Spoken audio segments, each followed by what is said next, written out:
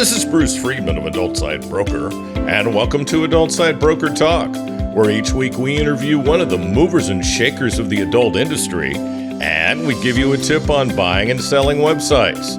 This week we'll be speaking with Alex Lecomte of 7Veils Social Media.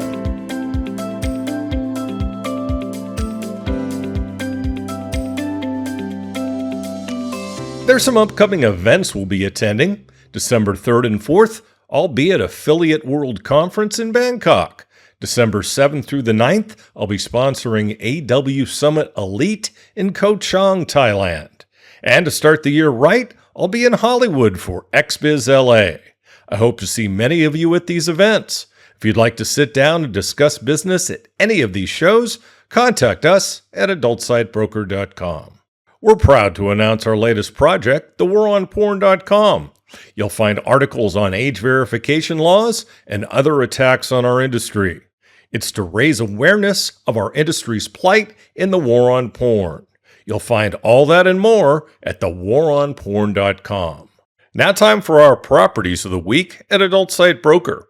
We have a network of BDSM subreddits that has over 1.49 million users, over 3.8 million posts, and almost 45,000 comments. The three subreddits feature rough anal, rough sex, and BDSM. We have a premium AI companion platform focused on emotional realism and deep memory. Users interact with lifelike companions that remember every detail, responding with real emotion. They've just added advanced video capabilities. There's a porn picture site with both a Web 2 and a Web 3 domain. The keyword of the domains is one of the most globally recognized and searched terms, porn. A single word domain ensures strong brand positioning, SEO advantage, and credibility. We have a buyer who's looking for dating and lifestyle sites in Europe. They'd also consider other geos. They currently operate some very successful sites. We have a network of interracial reality hardcore sites. The main site has reality hardcore porn with amateur girls as well as some porn stars. There's a unique platform that bridges the gap between mainstream social link services like Linktree and adult content creators on platforms like OnlyFans. They combine a bio link with the ability to sell virtual gifts. We're offering a growing free porn gaming site with adult sex games. The site is owned by one of the top entrepreneurs in our industry. And there's a highly active, organically grown Reddit community centered around the stalking and foot fetish niches. It's one of the leading spaces for adult fetish content. For more information, go to our listings page at adultsitebroker.com. Now time for this week's interview. My guest today on Adult Site Broker Talk is Alex Lecomte of 7Veils Social Media. Alex, thanks for being back with us on Adult Site Broker Talk. Thank you very much for having me back. That's a honor. Thank you so much. 3 times, man. You're brave.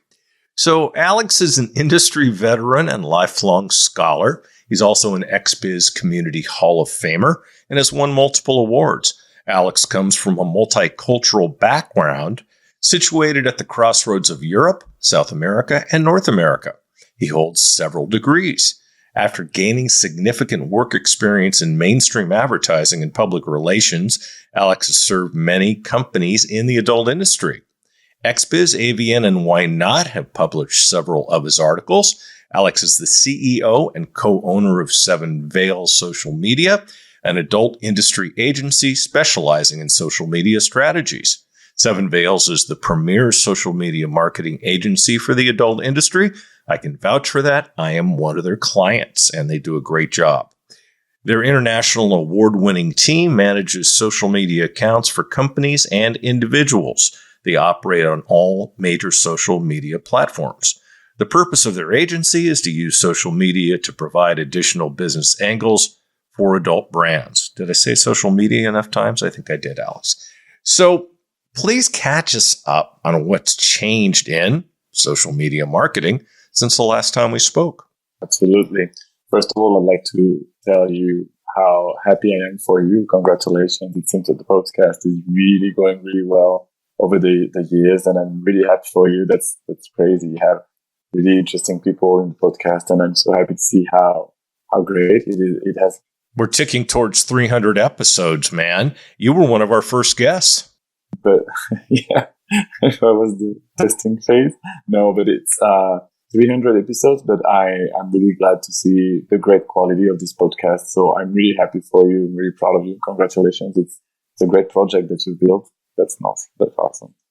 To answer your question about social media, what has changed, it's basically it was predictable.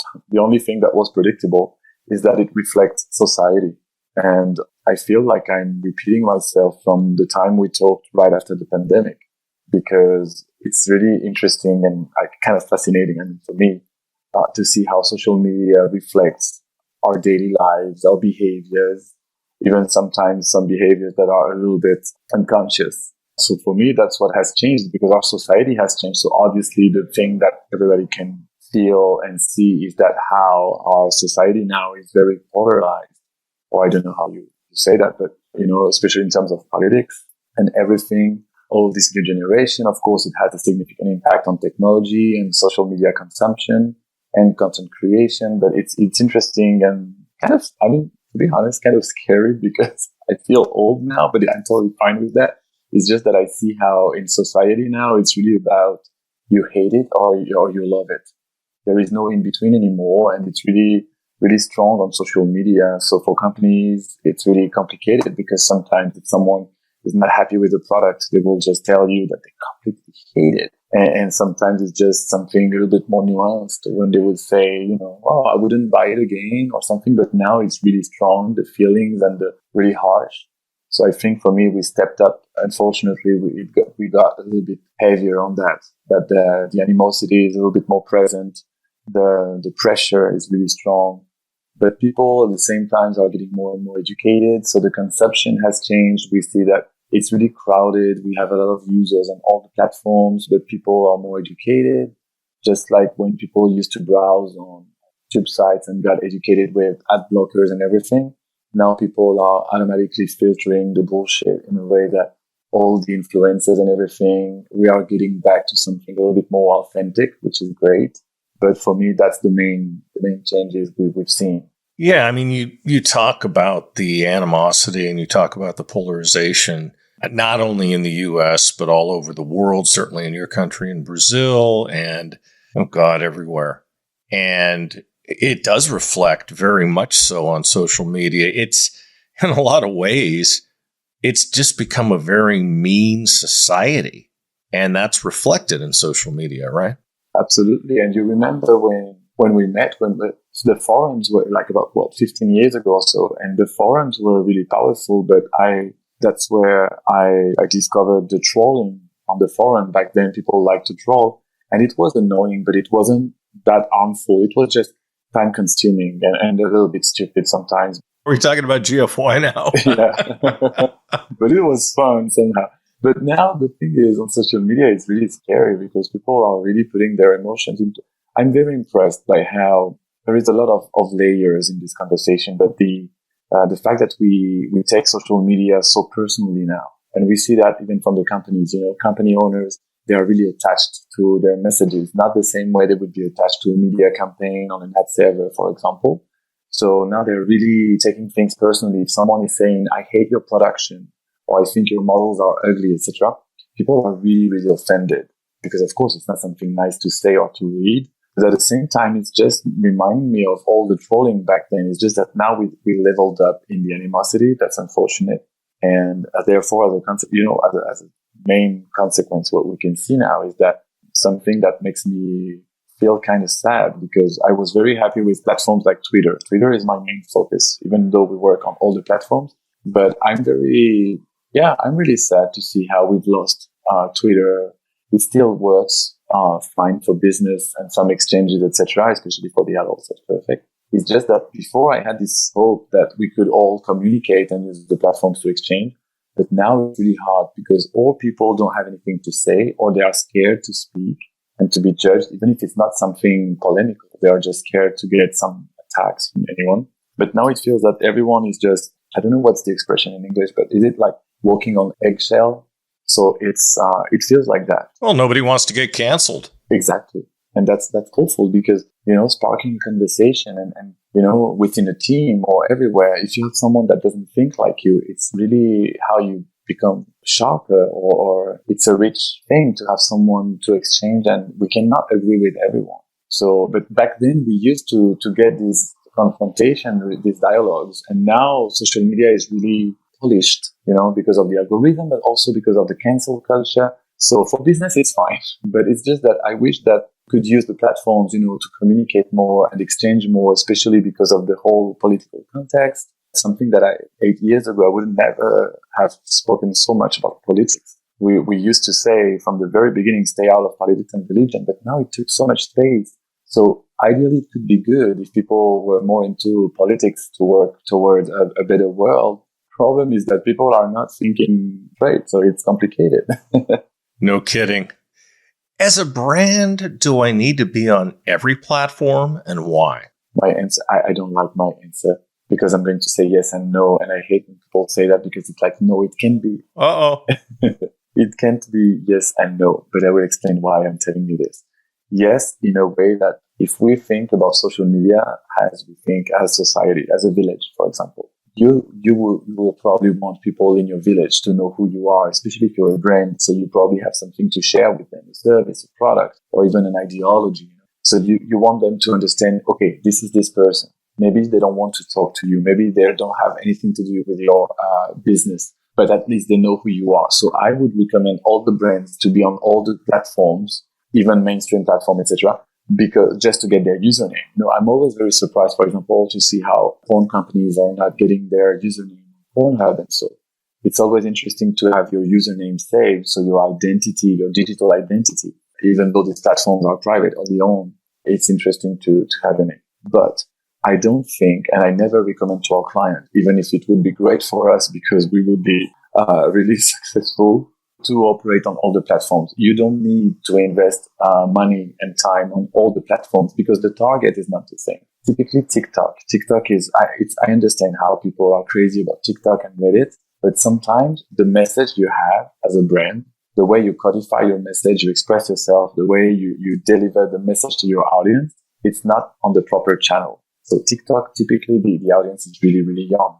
So I wonder if it's really interesting. Plus, to create content that fits in TikTok world, it's really, really hard because if you're a porn production, for example, which is the most visual service we have product in the adult industry, you would have your models. You need your models to do something very specific that fits in this segment, in this communication channel. So lip syncing or some videos and stuff. So it takes time from your models. I don't know if they are going to be paid for that. And it requires creativity, and moreover, it requires a lot of time, and people don't want to invest so much time just for a clip that is going to be seen many times, but not bringing any direct return on investment financially. So that's why it's really, TikTok is complicated because it's something that the younger audience really love, but it's because they love to broadcast themselves and to put themselves in situations, making fun, etc. And for our industry, since we are very limited, it's hard for us to show the fun we have because we are really funny, but people don't like to see our fun in the bus, for example. So it's complicated, yeah. That's true. What platforms do you most recommend for adult businesses and performers? So it hasn't changed. I think the few times that we've talked in the podcast about that, it's always Twitter. You won't say X, will you? Oh yeah, X. I am so pissed with this X thing. Yeah, well, tell Elon. In when I search for something on the computer, in the data or whatever, every time that I'm looking for X, it's like, come on, this is impossible. That's in the middle of a lot of things. So especially when you work with sex. So X is the letter that we use a lot.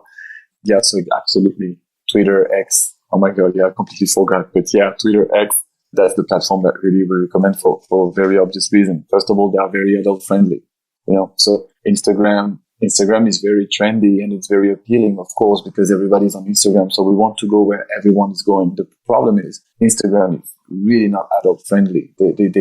The content, even the wording, for me, that's the worst. That even the wording there is a huge censor on Instagram. It seems that people can talk about sex, they can talk about sexual health, in a very safe way. Every time we do it, we know that there is a risk of losing the account. So that's not cool because it puts again back sex and sexuality in general in a taboo zone. So I think it's completely stupid. But so business-wise, yeah, absolutely. X and Twitter is the best platform because they allow adult content. So of course, we prefer to work first on platforms that won't ban the users. And the linking is really interesting because in each post, if you want, you can have a direct clickable link. You know, people talk a lot about Instagram, but the thing is on Instagram, you can't really, if you have a porn production, let's say, to be the more global possible, or a webcam company, you can't have your link in the Instagram bio. And there is only the bio. So when you catch your audience from the timeline, they will see your post, but they can't necessarily click and go directly to visit your page. And we know how immediate this generation is. They want to see the link to click and to go directly. So if they have to go on your homepage and search for the link, but then you don't have the link because it's porn. So that's not easy at all. And of course, Reddit is great. It's, we have a huge amount of, there is a huge increase in demands for Reddit. It was very popular already 5 years ago, but now that's what people, every time we have a new lead, the first thing they ask is for Reddit.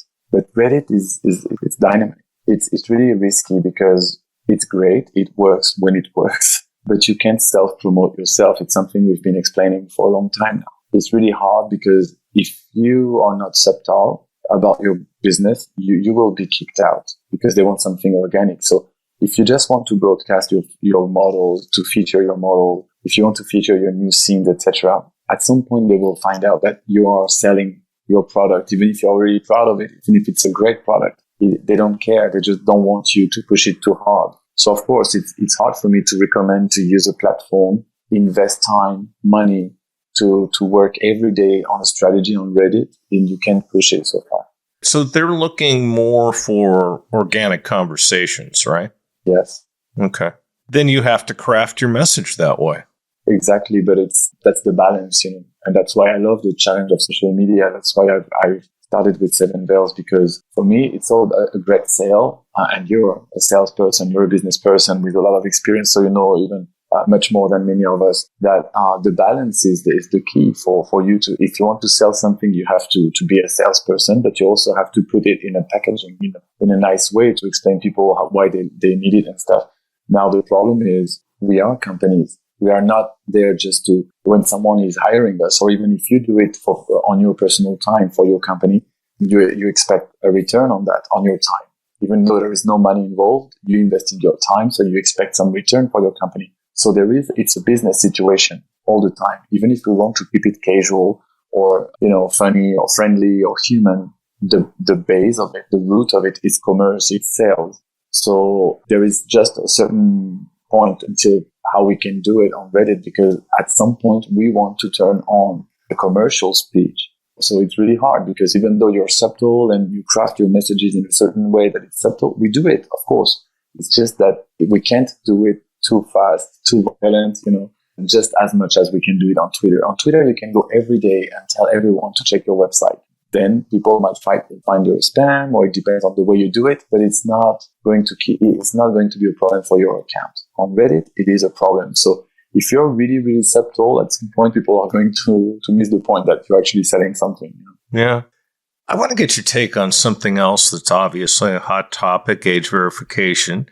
And it's not only a hot topic in adult, it's also the case now with social media. Is that social media companies are subject in some states and some countries to age verification. And that's not the only attack on the adult industry. There are others. There are laws that are pending and the like. And there's talk of them totally redoing the obscenity laws. And I had a conversation yesterday with the prominent attorney, Larry Walters, that will be airing just before yours does. And it's kind of crazy what's going on out there. Well, I mean, what's your take on all that?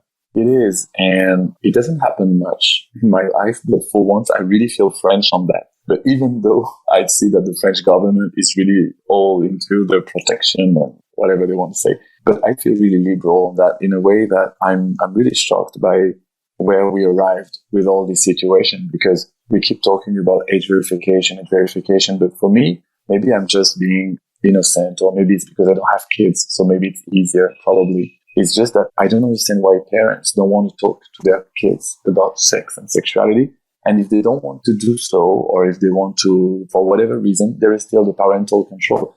I'm really surprised to see that every time that I talk to a parent about age verification, they're like, no, I trust my kids. Then why do you want absolutely to play some law I'm more than happy and willing to help in everything that can protect the young audience against things that they shouldn't see, or against things that would be a problem for their personal development and perception of life. But it's exactly the same just with porn productions and porn companies and people from the industry, when we talk to college and we want to have some public speaking or whatever interactions, if someone has a question with porn stars about sexual health or sexual practices and everything, it's impressive how people always shut down. They're like, no, porn, that's disgusting, that's a taboo. Well, that's not how we create a healthy society. And it's obvious, I'm not very adventurous myself. I'm very regular, almost vanilla, but it's so obvious that the more we hide something, the more people are going to look for it in a certain way.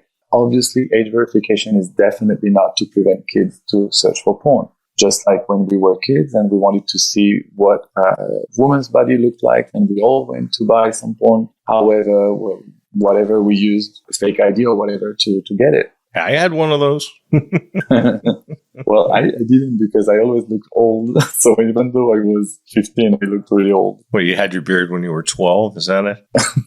Yeah, I'm from the Adams family. No, the gray hair. It was the gray hair. I had gray hair really young, and people never asked for my age. But no, so yeah, this age verification thing it's really lame. It's really annoying. And I understand they want to protect the young audience, and I'm all in for that. It's just that the first step would be parental control, which is so obvious. Exactly. And that isn't their goal. They're using the kids as an excuse. Let's face it. Okay. No, I swear to you, I don't understand. I don't understand the goal or the idea behind that, because even if it's not porn, if you have a teenager of 14 years old and you're letting him browsing online without checking what he's doing or what he's talking about, there is a problem. Everybody was talking about this TV show on Netflix, Teenager, Adolescent, I don't know in English the original title. And parents were like, oh my God, I'm so shocked. I didn't know how kids were like that. Well, where have you been? Because I don't have kids, and I knew it was like that, because when we work in porn, we are seeing how people are behaving online. It's not right. Well, it's kind of like just telling, having your kids be out and about all hours of the night, right? You don't know where they are. You don't know what they're doing. Parents wouldn't do that. Okay. At least responsible parents wouldn't. So I think parental controls are the same thing. Those should be enabled on all devices for anyone who is underage. And if they're not, it's not for us to police them. It's for the parents to police them. That's the same with teachers. We say that parents have, and I'm sorry, I'm not a parent, but it's because that's also why I'm not a parent. Because I know it's a lot of work. And when we see that people don't want to educate or have I know it's not pleasant. When my cousins, because I work in porn, people are really comfortable talking about their sexual lives with me. And I'm not comfortable when one of my cousins is coming at 17 years old asking me all about this sex life. And I'm sorry, it's weird. Don't you want to call your mom first? I mean, the great thing about being French is that open. But it's really weird how people expect their kids not to get someone pregnant, but at the same time, they don't want to talk about sex. Well, that's complicated. That's very strange, I don't get it. Yeah. I don't either, but I kind of do, because parents these days are very, very irresponsible, and it's not like our parents were. Parents today they let the internet be the nanny, and that's really bad. But I know it's easy for us to say that because of several factors, but I understand that when the parents now, when they were kids, it was different because there was an internet. So the time have changed, and it's hard to get along. I understand my grandparents must have thought back then that I was completely crazy because all the generation thing, every time is the same. It's just that it's weird, because if you send your kids to school expecting school to talk about sex, well, that's weird. A completely different person out of your family talking to your kids about sexuality, maybe your parents should talk about it, So it's very strange to expect teachers to raise your kids when the teachers are just people that are there to teach their subject. But yeah, it's a big problem. It's just that now the impact on our business, it's just to bother us because it won't fix the problem they're trying to fix, supposedly. And it's just something that we have to adapt to. Kids are way too smart. They can get around it. They know what a VPN is much more than adults do. What does good performance on social media look like? What kind of stats should I be aiming for? First, I will set the context for that. When I've moved from traditional digital marketing and advertising, then to ad networks, and then social media, the thing that was the biggest change for me was to understand the graphs, the stats, because it was scary. It wasn't fun. The first time that I started to analyze the social media metrics and analytics, I was very shocked to see some waves, ups and down. 1 month you're getting a lot of likes and impression, and after it gets a little bit lower or sometimes very low, and then it gets back up. So this is something that was stressing me a lot, because on an adnet server or whatever digital campaign you were running before, you're aiming for a constant growth. You associate that directly with the money. But on social media, it's not exactly a return on investment that is only financial. So it's really strange because the stats on social media always look like wave, and it's actually something good. Of course, we all want these waves to go up, but it's very normal if you have a slowdown, because social media reflects society. And society is not always connected. It feels like so, but it's not. The attention, the retention, and the consumption is not constant growth. That would be awful for life itself. So people have some rest, when they consume less porn, or when they are not in the mood to engage with your brand sometimes, even though they like the scene or the model that are online, and maybe they don't feel like sexual at that moment, which happens sometimes. So there are some slowdown, and then you have also the life happening, like holidays and stuff, etc. But it's also very healthy to have some waves, because the social platforms, they are always looking for robots and fake accounts and everything that is just like. Plus now with AI and stuff, it makes it even easier. So everything that shows that there is a real person behind, it's very healthy, because it works also on the platform, on the algorithm, but also on the trust factor. If you see an account that is tweeting, but in a very human way, then you can trust this message much more than if it's just a spam, of course. Then to answer your question a little bit more precisely, so yeah, basically what we are looking at right now is, because it has changed, for example, two things very important. The followers. We've been saying that from the beginning, but now it has changed a little bit, but the idea is still the same. The followers is not a KPI. It's just a metric data that we are monitoring and hoping for a growth, of course, but it can't be the main criteria, the key performing indication of your campaigns, of your efforts, because you can buy a lot of fake followers from a country you can't charge. Exactly. That's what I was about to say. Right. Absolutely. But that's the problem with social media, is that we are dealing with human emotions from the companies. So that's where it's very twisted, because we are talking about companies, so entities that don't have any emotions, just a company, right? So business structure. But we are giving emotions to that. And these companies, the owners, they want a lot of followers, because they want to be cool, they want to be liked, they want to be worshipped, they are the best, etc., etc. I understand that, but it's not possible, because if you don't have so many people that are interested in your product, and sometimes we lose track of it, like 2,000 people, for example, 2,000 followers, that's a lot of people. It's just that sometimes we see an account with so many followers, 1 million and so on. Okay, but are they all paying? Are they all seeing your message? So the followers is not the most important. To keep it short, I will move to the second point. The second point is the impressions and the engagement are the most important. The clicks are the most important. The traffic you're generating from that, and to see if the audience is really engaged with your product, with your messages, your voice, your tone, your product and service. Because if you just focus on the likes, again, we can buy fake likes. And if someone likes you, it doesn't mean that this person wants to do business with you or to buy your product. So now we see that these fake followers things, it also brought a lot of fake clicks, fake likes. And the problem with that is that you can see some accounts with a lot of likes, a lot of followers, and don't have any sales, or there is no exchange. So that's why it's really complicated, because when you ask them for the next production or for the next model featured, would you like someone with dark hair, or which features would you like? People don't answer because they don't exist. So the companies spend their time feeding something invisible that is actually not existing, and it's just noise. It's not anymore something, a real situation of sales, of business. It's just noise, and we are viewing all the noise and basing ourselves and our strategy on that, so it doesn't make sense, So that's what the strategy is about on social media: the engagement, the authenticity, the exchange with your audience, the essence of it. Okay. Talk about shadow banning. That's obviously a problem. The War on Porn Twitter account, X account, is shadow banned, is obviously shadow banned. My other account, you can't even see it. So it's like, it's crazy. So is there a way to get around shadow banning? So I love that you're using this word, crazy, because it is exactly what it is. And sometimes we say that without measuring the impact of this word. It is completely crazy, because we are talking about something that is like Bigfoot or whatever monster.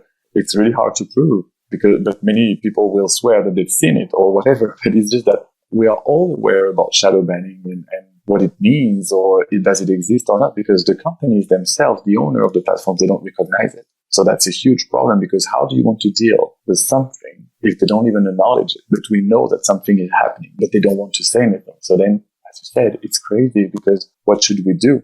So the only solution is to follow the rules and hope that the companies won't, out of nowhere decide to shadow ban your account. So before, at some point, there was some techniques that we were using to reverse the situation. But since there is that's the point. With 7Veils, we always run tests. That's what we do. And that's what, at the beginning, our business was very different from the rest, because Lauren is a very smart person and she's really data driven. So we were running tests. So at some point we could say, okay, look, if you do this, if you stop tweeting and then you retweet again, and then you remove all the accounts that are linked to yours. There were so many things that we were testing, and it seemed to work for maximum 6 months. And then, of course, the companies have changed all the algorithm, etc., the recipes. Oh, yeah. It's just like Google. It changes on a regular basis. Absolutely. And it's good somehow, because they want to improve their platforms, It's just that we need to understand that these platforms, they are turning us as the client, because it's free most of the time, or freemium at least. And their goal, their business, what they invest is for them to make money. So they don't do that just for us to be happy and have somewhere to talk. So to answer your question more clearly about shadow banning, it's like a urban legend. We don't know exactly what it is made of.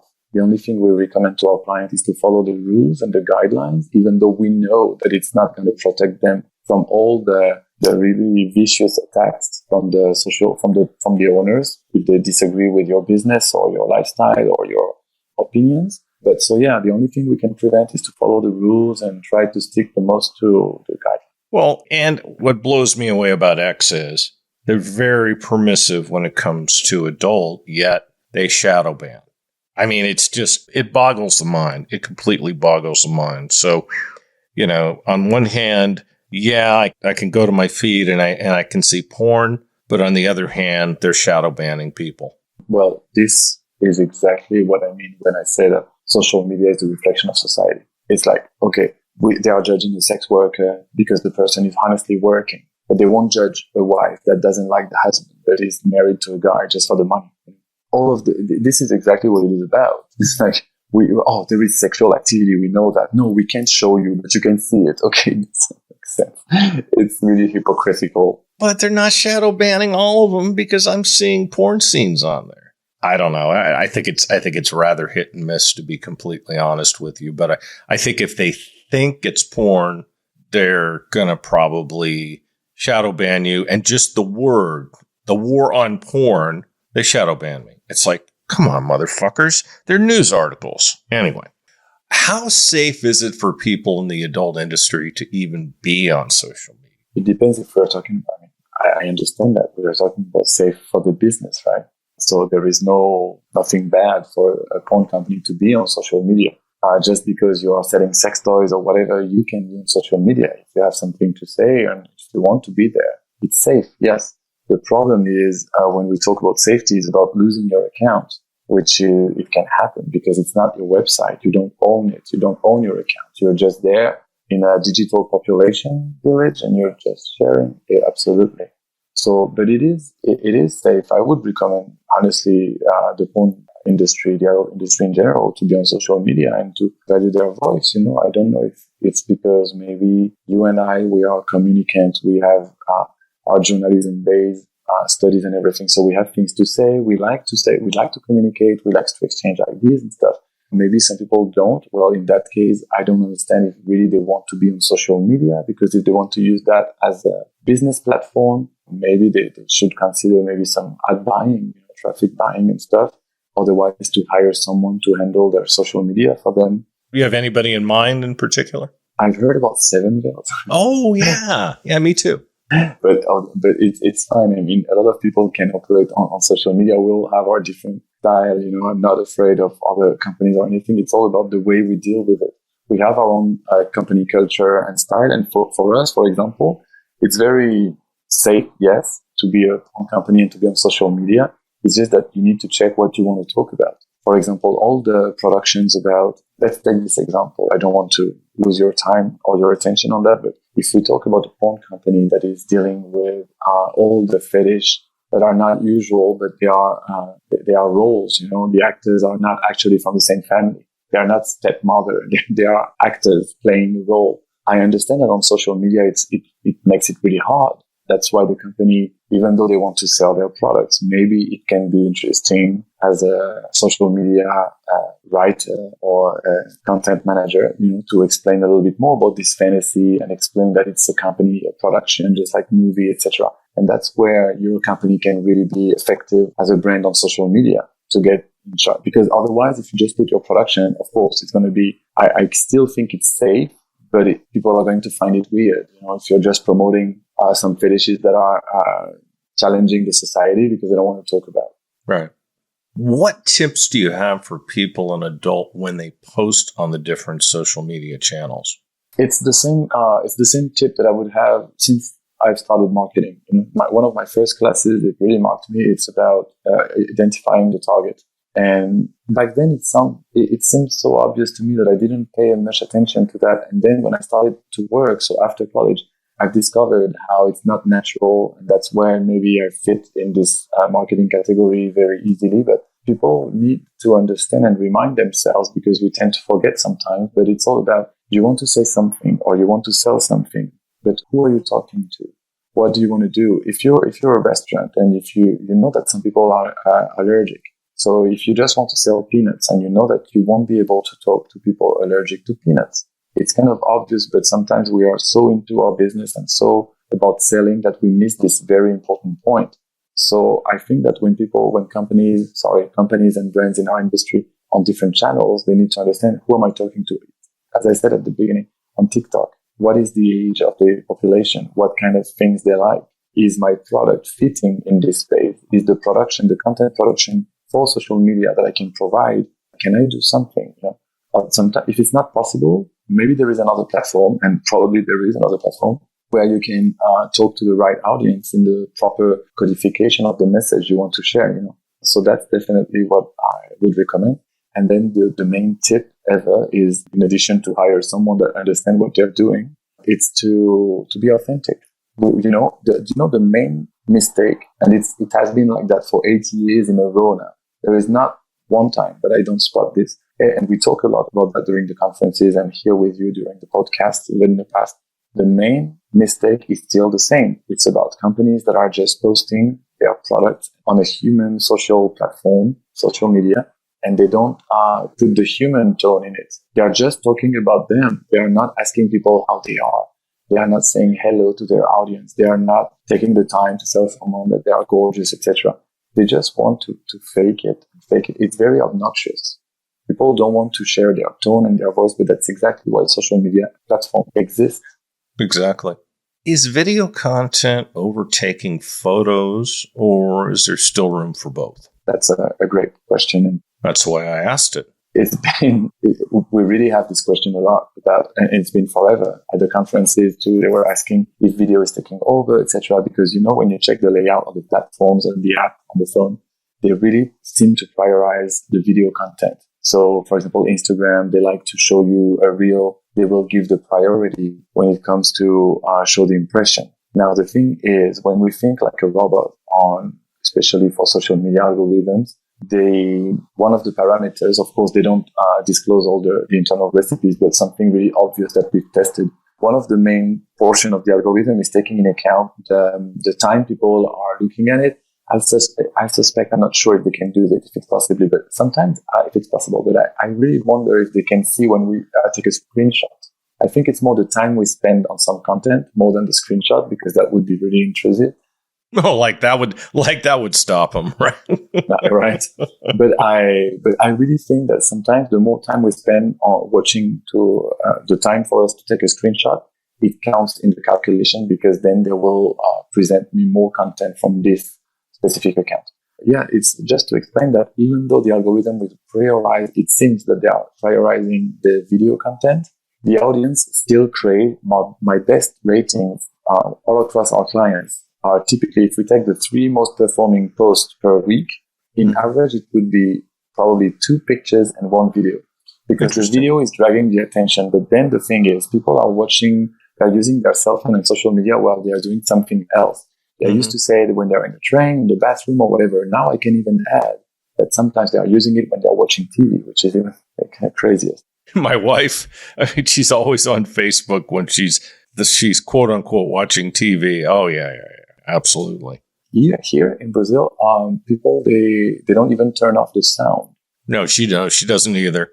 Much to my chagrin when I'm trying to watch the ball game. Yeah, right. That's lovely. Sometimes you're watching something and you just hear your cousins, your husband, whoever around, they are watching their TikTok, Instagram. So see, people, when they watch a video, if they are not caught in the 3 first seconds, they will scroll something else, etc.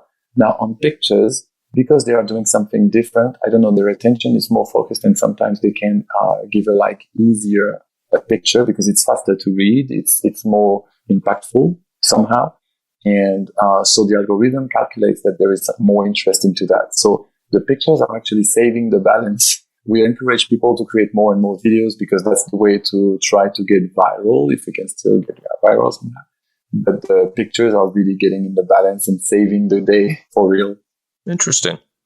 How is AI changing the game? Obviously, it's changing many things. Is it helping with social media? And what's the best way to use AI? So it is helping. It has taught me something this year. I feel that I've learned something from that this year, specific point, because AI is helping. AI is like a faster car, a faster tool. But if you don't know how to drive this car, it's useless, because we come back to what we were saying a few minutes ago. It's about being authentic. So if you are, I don't understand when people, they create a blog post, for example, just using AI. If you don't know what you want to say, why are you buying some space? I understand you want to sell something sometimes, but if you don't put a bit of yourself, or how do you spark creativity or authenticity? Because at the end, we're all going to have, if we create a lot of content based on AI, there is an original idea sometimes that just sparkle everything. But since they are all going to do it, we need to see the real person behind it. Even though computers are doing a great job and everything, they are helping sometimes to save time or to fix some bugs or to typos. Typically, the typos is a fight we have at 7Veils for a long time now. Well, it certainly has worked for Trump. Many people think he does them on purpose. Okay, I will tell you, we do it on purpose. Sometimes we let a typo slip because people understand that it's a real person behind it. And we do that. We started, I think it was 5 or 6 years ago, when we were having, just like any other company, some typos. And then we decided to run some tests. It was Lauren and Michael back then.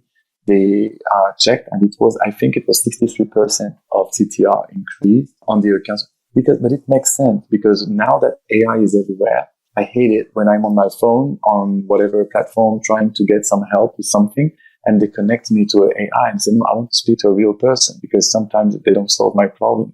So if I see that there is a typo, and I don't know, I tend to think, of course, AI can reproduce fake typos too, but I tend to think that there is a real person. Yeah, those chatbots, man. I mean, we've got one on our site now because we're not there 24/7, but They always have these cute little names for their chatbots, and, it's just like, oh, God, give me a break.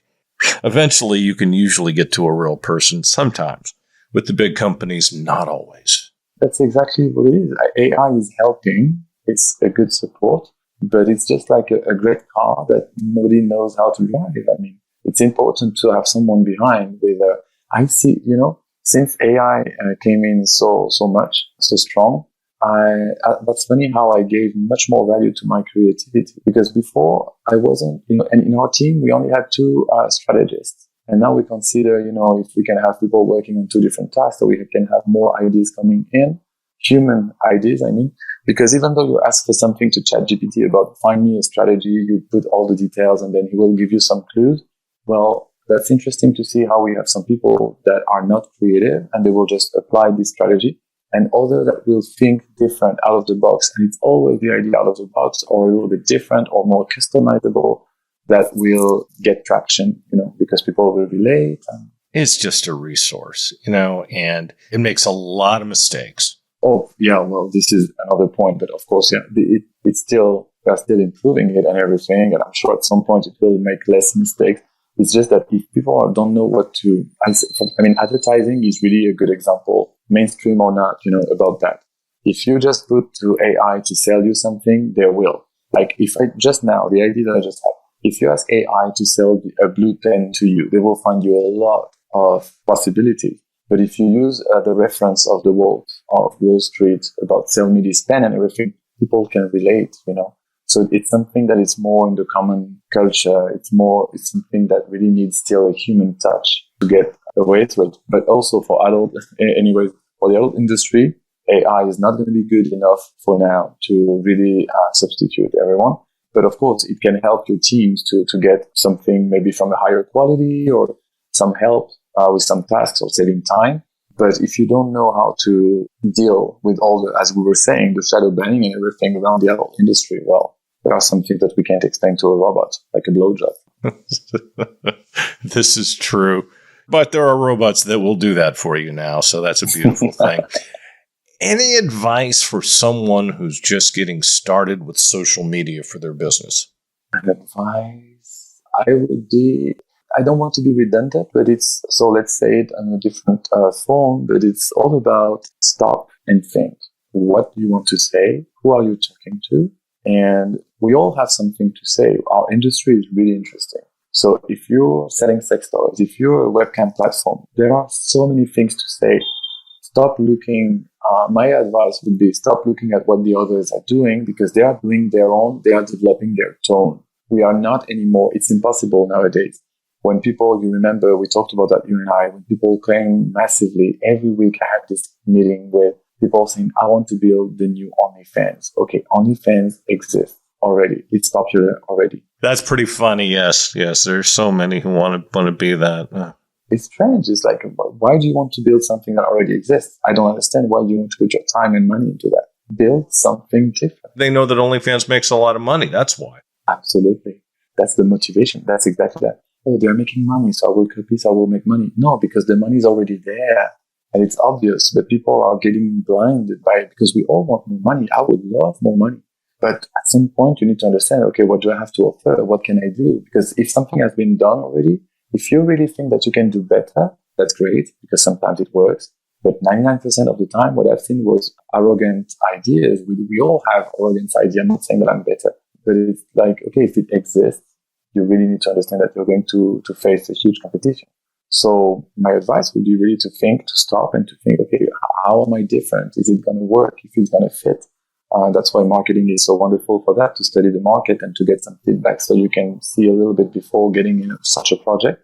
And then to start testing yourself, the social media platforms, to start posting a little bit, take the time to understand what's going on, the dynamic between the users, what are they saying, if they are clicking or not, and then to be really authentic. I was waiting for that, Alex, because that's definitely your mantra. It's funny, right? Because I think it has changed over the time. I don't remember.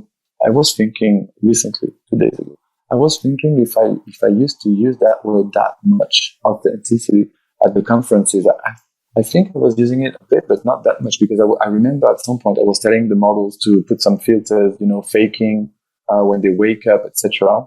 Especially when I was still in the public relation area. I was all about faking the lifestyle, etc., to fit in, especially when Instagram started to get more popular.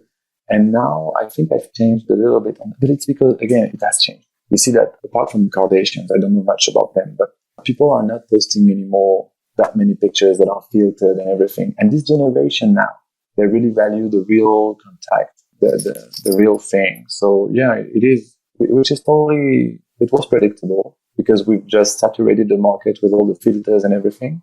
And now people want to get back to something more real, more human. Sure. I get it. Well, Alex, I'd like to thank you for being back with us on Adult Site Broker Talk. And I hope we'll get a chance to do this again soon. Well, I'm the one thanking you for this opportunity. Thank you so much. No, thank you. Congratulations. And it was such a pleasure to talk about that a little bit more. Thank you very much. Thank you. My broker tip today is part 2 of how to buy a site. Last week we discussed first deciding the type of site you want to buy and then establishing what your budget is. Next, it's time to look for your new website. So where do you look? Well, Adult Site Broker is a great place to start. We always have a nice variety of website and non-website properties for sale. But if there's a particular type of site you want, we can also act as your buyer's broker to help you find just the right site. Other places to look are boards like Xbiz.net and GFY.com. But to be completely honest, unless what you're looking for is a really low-end property, you're probably not going to find what you're looking for there. Of course, you could contact site owners yourself, but take it from someone who does it for a living. It's a major hassle, and it can be really hard to even find out who owns a site. Almost all adult sites use Whois privacy from their domain registrar, so when you send them an email, it will be an anonymous address, and in most cases, the emails aren't returned. We have a huge database of sellers and generally know who owns what. And if it's a website of note, if we don't know who owns it, we can usually find out. We'll talk about this subject more next week. And next week, we'll be speaking with Phoenix Kalida of Swap USA. And that's it for this week's Adult Site Broker Talk. I'd once again like to thank my guest, Alex Lecomte of 7Veils Social Media. Talk to you again next week on Adult Site Broker Talk. I'm Bruce Friedman.